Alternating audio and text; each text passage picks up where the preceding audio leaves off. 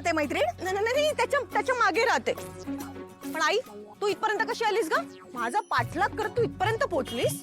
तुझा पाठलाग नाही, तारिणीचा पाठलाग करत होते मी, म्हणून आली इथे. तारिणीचा पाठलाग? पण का? अगं निशीचा फोन आला होता, तिने सांगितलंय तिच्यावर बारीक लक्ष ठेवायला. तिचं असं म्हणणं आहे केदार आणि तिचं जे काय भांडण चालू आहे ना ते सगळं खोटं आहे.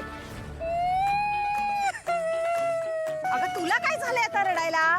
मी केतूला फॉलो करत इथपर्यंत आली आणि एवढं लांब दुसऱ्या कोणाला भेटायला येणार तो?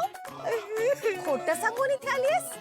नाही आई, मी केतूला फॉलो करत आली होती ना, आणि तू म्हणते त्याप्रमाणे तारिणी पण इथे आली असणार. ते दोघं एकमेकांना भेटणार आहेत ग. माझा केतू परत तारिणीकडे जाणार. ए बास का, तू भुकाड पसरू नकोस आता चार चौघात. गेलेत कुठे ते सांगा दी. नाही माहिती मला. अगं तू माहित काय नाही? लक्ष ठेवायला आली होतीस ना? ते पण करता येत नाही तुला आणि संसार करणार आहेस त्याच्याबरोबर? आई मला काहीच माहिती नाही ग. दया पप्पा, कौशिकीताई तारिणी घर सोडून गेली आहे ना, तेव्हापासून मला खूप गिल्टी फील होत आहे. मला झोपही लागत नाहीये आता रात्रीची. पण निश्चितच तुझी यात काय चूक आहे? त्यांची भांडणं झाली म्हणून ती घर सोडून गेली, तू कशाला गिल्ट घेतेस?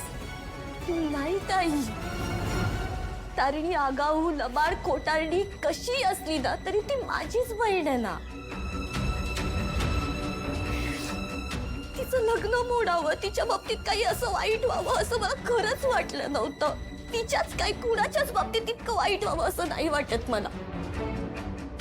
त्या दिवशी तारिणी घरातनं निघून गेली ना, त्यानंतर मी खूप विचार केला पप्पा, खूप विचार केला की हे का घडतंय, काय चाललंय सगळं. मला कळत नव्हतं. मी रिकॉल केलं आणि देन आय रिअलाइज्ड की मिसअंडरस्टँडिंग हे सगळं मिसअंडरस्टँडिंग आहे.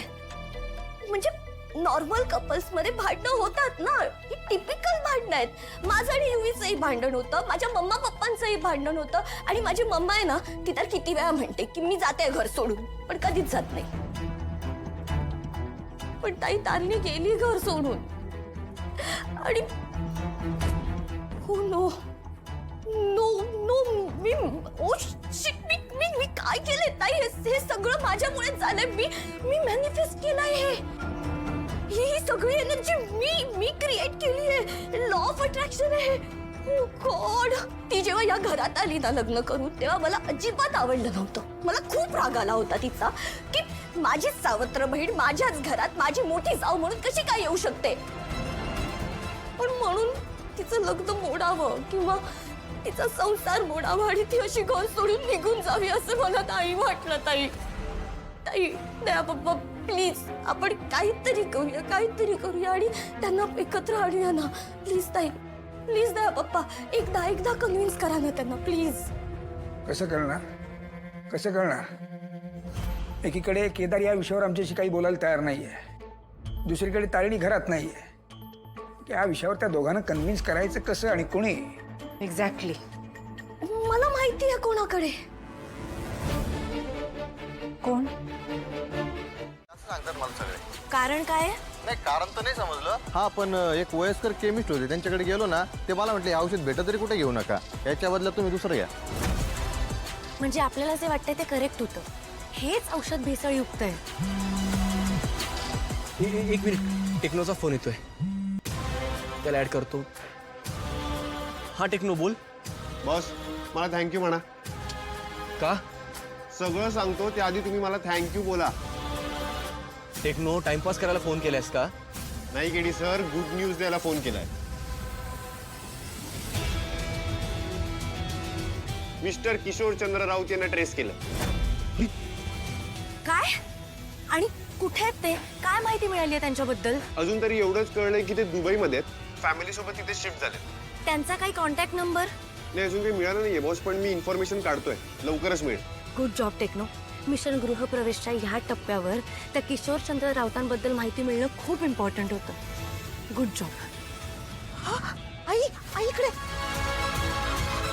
आई हे बघ. टेक्नो मी तुला नंतर फोन करतो. केडी सर अरे यांना काय झालं? बॉस तिकडे बघ.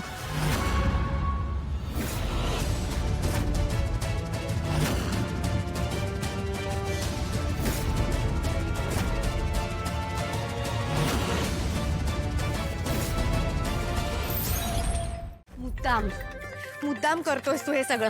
तुला काय वाटलं मला कळत नाहीये? हा, तू माझी आणि माझ्या बहिणीची एकाच वेळेला फसवणूक करत होतास. माझ्याशी लग्न करून टेडी डेच्या दिवशी तू तिला टेडी पाठवलास. अरे याला काही अर्थ नाहीये केदार. हे हे हे सगळं अजिबात बरोबर नाहीये.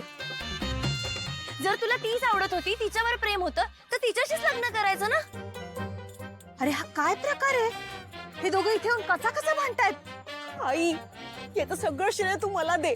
हे मी पेरलेल्या विषयाचे परिणाम आहेत. म्हणजे ते सगळं नंतर सांगते, आधी ऐक. हे बघ केदार, मी तुला शेवटचं सांगतेय, माझ्यापासून आणि माझ्या बहिणीपासून लांब राहायचं, कळलं ना? एक मिनिट. माझ्याशी जे वागलेस ते ठीक आहे, ते सगळं मी ऍक्सेप्ट केलंय, पण आता मी तेच माझ्या बहिणीशी तुला नाही वागू देणार. मी अडकले तुझ्या जाळ्यात, पण मला चांगलंच माहितीये तू कसा आहेस ते. माझी बहीण ती बिचारी भोळी आहे, अल्लड आहे. तिच्या या भोळेपणाचा फायदा नाही घ्यायचा, कळलं ना? पुन्हा जर आमच्या दोघींच्या आजूबाजूला जरी दिसलास ना तर याद राख. एक मिनिट. मी काय अपमान करून घ्यायला नाही आलो इकडे, आणि त्या मंद मुलीशी माझा काही संबंध नाहीये. उगाच काही पण बोलू नकोस. उगाच आपलं काहीतरी. माझं उगाच चाललंय, मग तुझं काय चाललंय? हे मला ना तुझ्याशी बोलायचंच नाहीये. मलाही तुझ्याशी बोलायची हाऊस नाहीच आहे. मी तुला फक्त एवढंच सांगायला आले की माझ्यापासून आणि माझ्या बहिणीपासून लांब राहा.